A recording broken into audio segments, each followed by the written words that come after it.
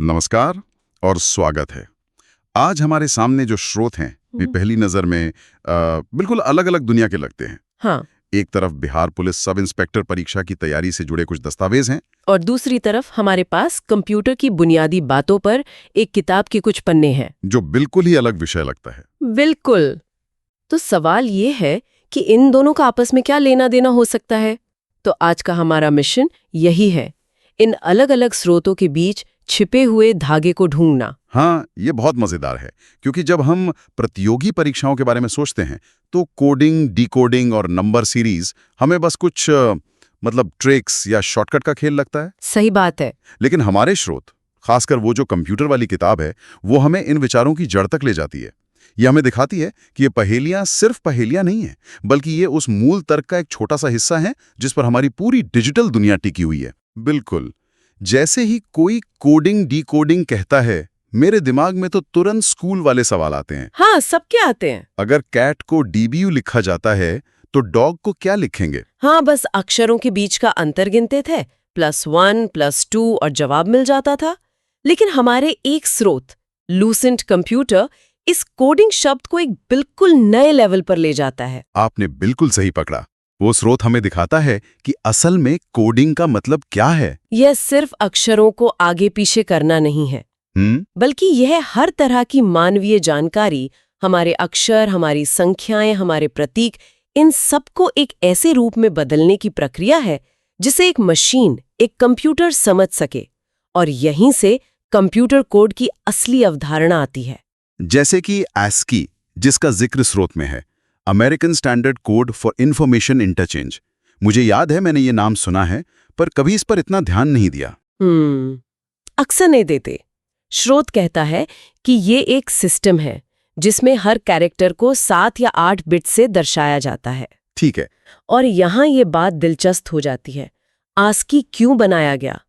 सोचिए, 1960s के दशक में अलग-अलग कंपनियां अपने-अपने कंप्यूटर बना रही थीं और सबके कीबोर्ड पर ए दबाने का मतलब मशीन के लिए अलग-अलग होता था। अच्छा। हाँ, तो एक कंप्यूटर दूसरे से बात ही नहीं कर सकता था।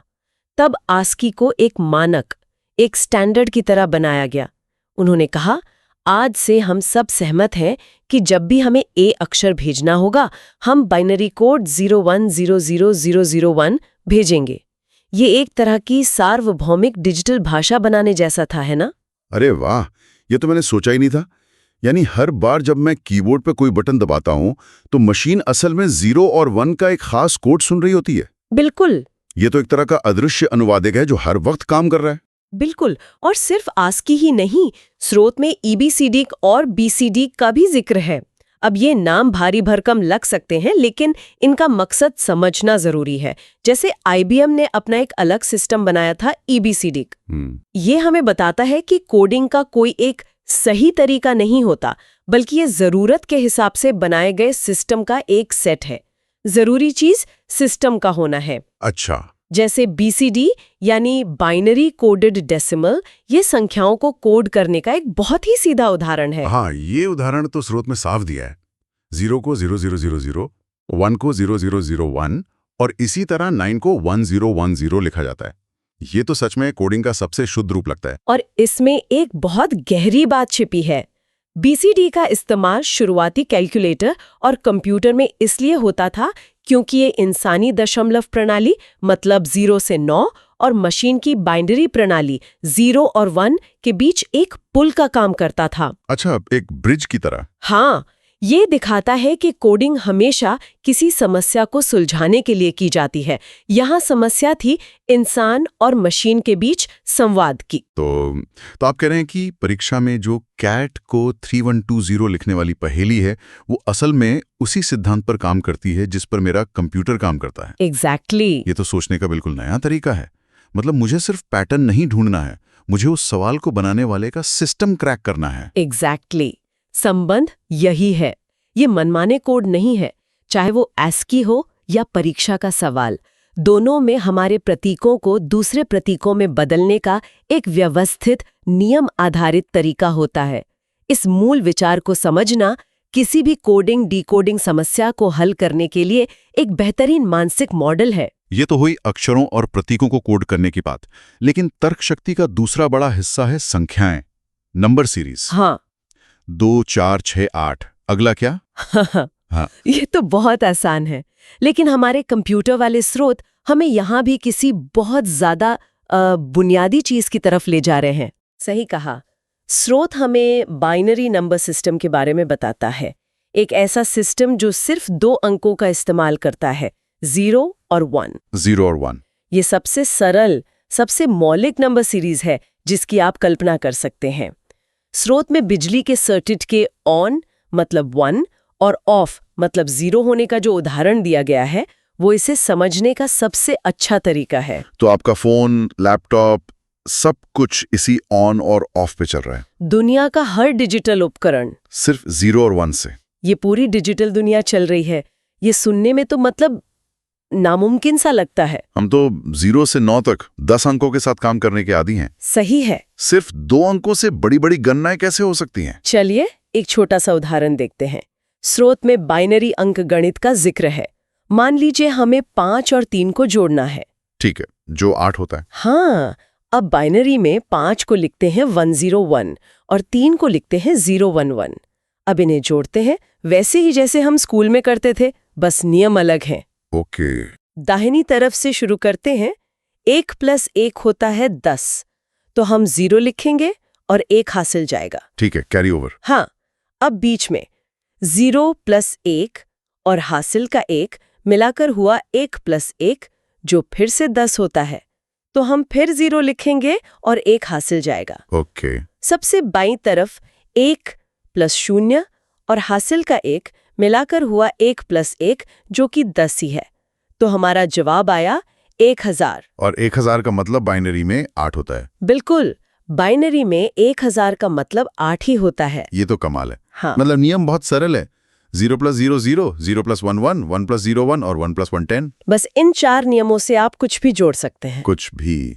तो ये वैसा ही है जैसे किचन में हमारे पास बस नमक, चीनी, हल्दी, मिर्च जैसे कुछ ही बुनियादी मसाले होते हैं, लेकिन सही मात्रा में मिलाकर हम हजारों तरह के व्यंजन बना सकते हैं। क्या शानदार एनालॉजी है। बिल्कुल यही बात है। यहाँ मसाले हैं 0 और 1 और रेसिपी है जोड़ घटाव की नियम। बिल्कुल सभी जटिल कंप्यूटर ऑपरेशंस, आपके वीडियो गेम के ग्राफिक्स से लेकर बैंकों के लेन देन तक, सब कुछ पर्दे के पीछे इन्हीं सरल तार्किक नियमों का करोड़ों अरबों बार दोहराव है।